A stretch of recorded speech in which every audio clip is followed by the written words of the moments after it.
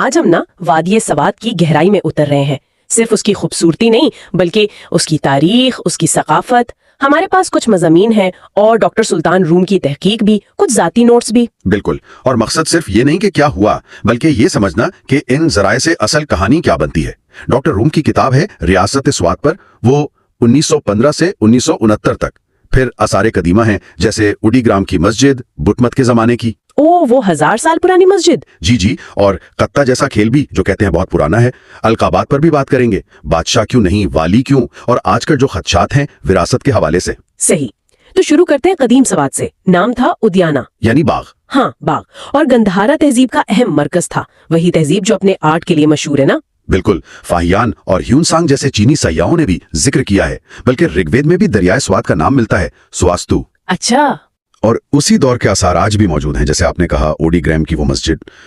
کمال یہ ہے کہ وہ دریافت ہوئی 1985 میں جا کے ایک اطالوی ماہر نے کی. اتنی دیر بعد؟ جی، اور سب سے دلچسپ بات، اس کی ایک دیوار نا ایک پرانے بدھ ستوپا سے مشترک ہے.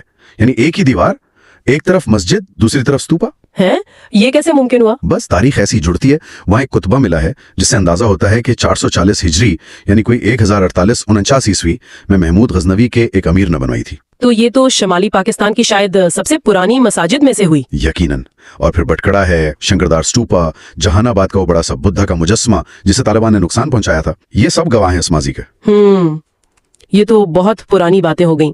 اب آتے ہیں ریاست سوات کی طرف. 1915 سے 1969 والا دور. ڈاکٹر سلطان روم کی کتاب کا آپ نے ذکر کیا. جی، ان کی تحقیق اہم اس لیے ہے کہ وہ بڑا متوازن جائزہ پیش کرتی ہے. مطلب صرف تعریفیں نہیں، خوبیاں خامیاں دونوں. ریاستی ریکارڈز دیکھے، انٹرویوز کیے، حامیوں کے بھی مخالفین کے بھی. اور اسی دور میں وہ القابات والا معاملہ بھی تھا، بادشاہ اور والی. ہاں، یہ بڑی دلچسپ سیاسی کہانی ہے. دیکھیں، سید عبد الجبار شاہ تھے اور ان سے پہلے سید اکبر شاہ. وہ خود کو بادشاہ سوات کہتے تھے. ٹھیک.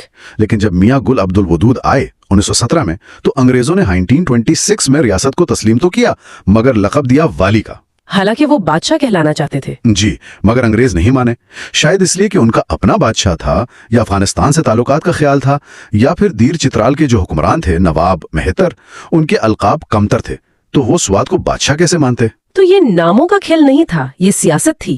بالکل، یہ اس وقت کی طاقت کا توازن دکھاتا ہے.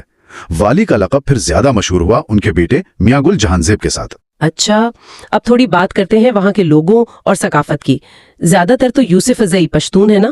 ہاں، اکثریت انہی کی ہے، لیکن کوہستانی لوگ بھی ہیں. اور زبان پشتو تو ہے ہی، مگر کوہستانی، گاوری جیسی پرانی داڑھی زبانیں بھی بولی جاتی ہیں. یہ پشتو سے الگ ہے؟ جی، بالکل مختلف.